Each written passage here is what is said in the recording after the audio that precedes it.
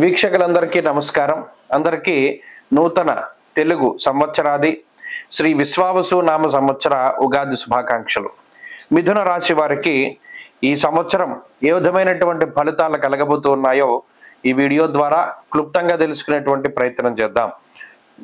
మిథున రాశి వారికి ఈ సంవత్సరం ఆదాయం 14, వ్యయం 2, రాజ్యపూజ్యం 4, అవమానం 3. ఈ రాశి వారికి మే 15వ తారీఖు వరకు గురుడు 12వ ఇంట తామ్రమూర్తి, తదుపరి జన్మ రాశి యందు సువర్ణమూర్తిగా సంచారం చేయబోతూ ఉన్నారు. శనేశ్వరుడు 30వ తారీఖు మార్చి వరకు 10వ ఇంట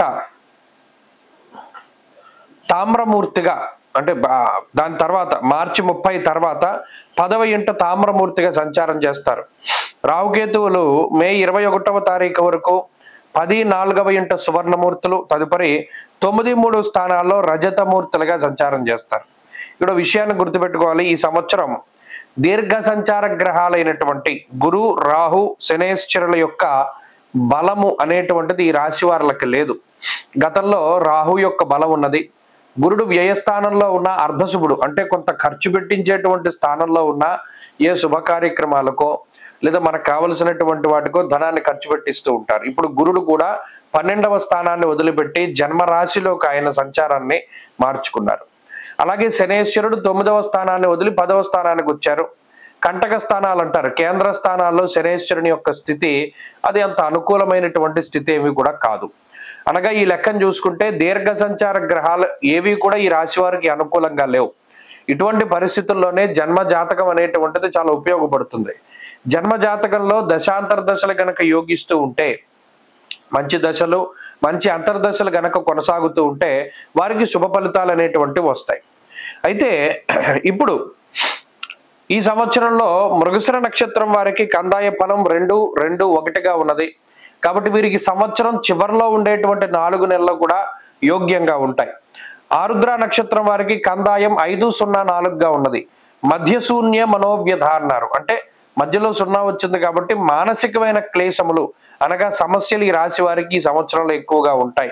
పునర్వసు నక్షత్ర జాతకులకి కందాయ ఫలం 0, 1, 2గా ఉన్నది. ఆది శూన్య మహావ్యాధి అన్నారు. అంటే వీరికి ఆరోగ్యం పట్ల శ్రద్ధ అవసరం. ఈ మృగశిర ఇది పునర్వసు నక్షత్ర జాతకం వారికి.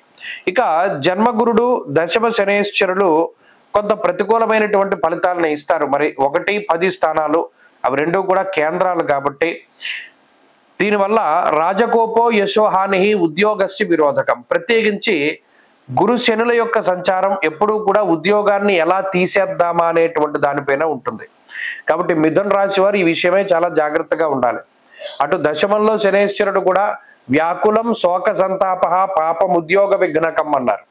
అది ఉద్యోగానికే విరోధం, ఇటు ఉద్యోగానికే విరోధం. అంటే చేస్తున్న ఉద్యోగంలోంచి ఎలా తీసేయాలా అని 2 గ్రహాలు పనిచేస్తూ ఉంటాయి. విపరీతంగా స్ట్రెస్ పెరిగిపోతూ ఉంటుంది. ఉద్యోగంలో భయంకరమైనటువంటి ఒత్తిడి ఉంటుంది. ఉద్యోగం మనం చేయలేము, మానేద్దాం అనేటువంటి స్థితికి వెళ్ళిపోతారు. కొన్ని అలానే మానేద్దామా అంటే ఖర్చులు ఎక్కువగా ఉన్నాయి, ఈఎంఐలు ఎక్కువగా ఉన్నాయి, ప్రతి నెల కట్టవలసినటువంటి బాకీలు ఎక్కువగా ఉన్నాయి. ఇలా ఏం చేయాలి? నచ్చినటువంటి ఉద్యోగం చేయలేము, చేసేటువంటి ఉద్యోగం నచ్చక, ఇలా మానసికమైనటువంటి సందిగ్ధావస్థని ఈ రాశి వారు ఎక్కువగా ఎదుర్కోవడానికి అవకాశం ఉంటుంది. అలాగే అయితే ప్రత్యేకించి ఈ గ్రహస్థితి మాత్రం దూర విద్య, విదేశీ విద్యకి ప్రయత్నం చేసేటువంటి వారికి మాత్రం కొంత అనుకూలంగా ఉంటుంది. ప్రత్యేకించి బరువు బాధ్యతలు ఎక్కువగా ఉంటాయి. కుటుంబం కోసం ఎక్కువ కష్టపడవలసినటువంటి పరిస్థితులు ఉంటాయి. శారీరక శ్రమ చాలా ఎక్కువగా ఉంటుంది.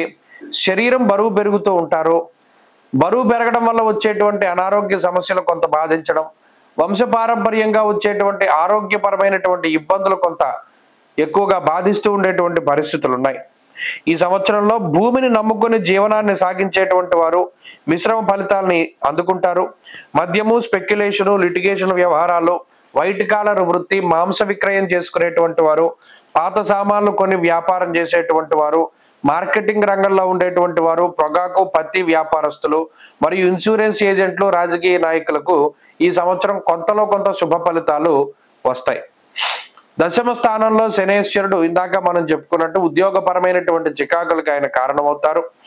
చేస్తున్నటువంటి ఉద్యోగాన్ని వదిలిపెట్టి ఏదైనా వ్యాపారం చేద్దామా లేకపోతే ఇంకో చోట ఏదైనా మనం ఉద్యోగం వెతుక్కుందామా అనేటువంటి ఆలోచనలను ఎక్కువగా కలగజేస్తూ ఉంటారు. కాబట్టి ఎట్టి పరిస్థితుల్లోనూ చేస్తున్నటువంటి ఉద్యోగాన్ని మానకూడదు.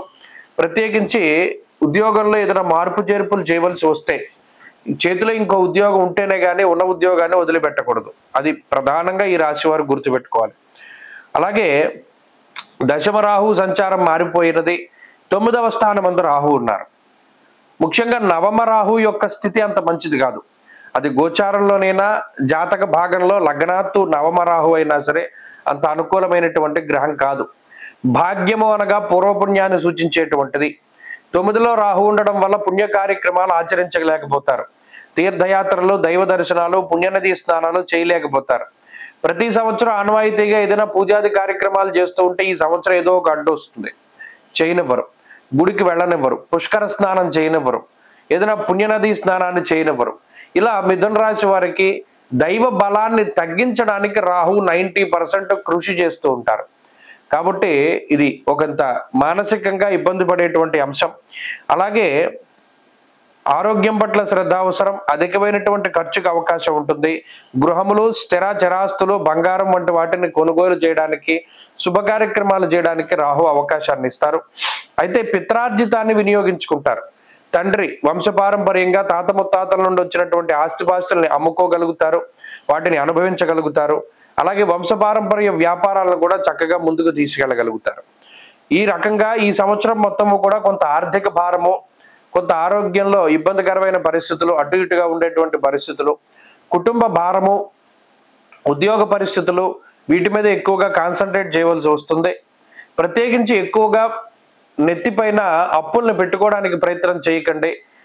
10 రూపాయల వస్తువు కొనాలి అంటే 8 రూపాయలు మీ దగ్గర ఉంటేనే ముందుకెళ్ళండి. ఓ 2 రూపాయల అప్పు తీర్చగలుగుతారు కానీ 5 రూపాయల అప్పు అయినా సరే తీర్చలేరు. ఈ విషయాన్ని దృష్టిలో పెట్టుకోవాలి. ఈ సంవత్సరం మొత్తము కూడా వీలునంత దత్తక్షేత్రాల దర్శనం చేయండి. కురువపురం, మహబూబ్ నగర్, మక్తల్లో ఉన్నది, పిఠాపురం తూర్పుగోదావరి జిల్లా, లేదా గానుగాపురం, లేదా ఇలా ఇతరత్ర ఏదైనా దత్తక్షేత్రాల దర్శనం చాలా మంచిది. దత్తక్షేత్రం ముందు నిద్రించిన మానసిక ప్రశాంతత వస్తుంది. గురుచరిత్ర పారాయణ చేయండి. సిద్ధమంగళ స్తోత్రాన్ని పఠిస్తూ ఉండండి.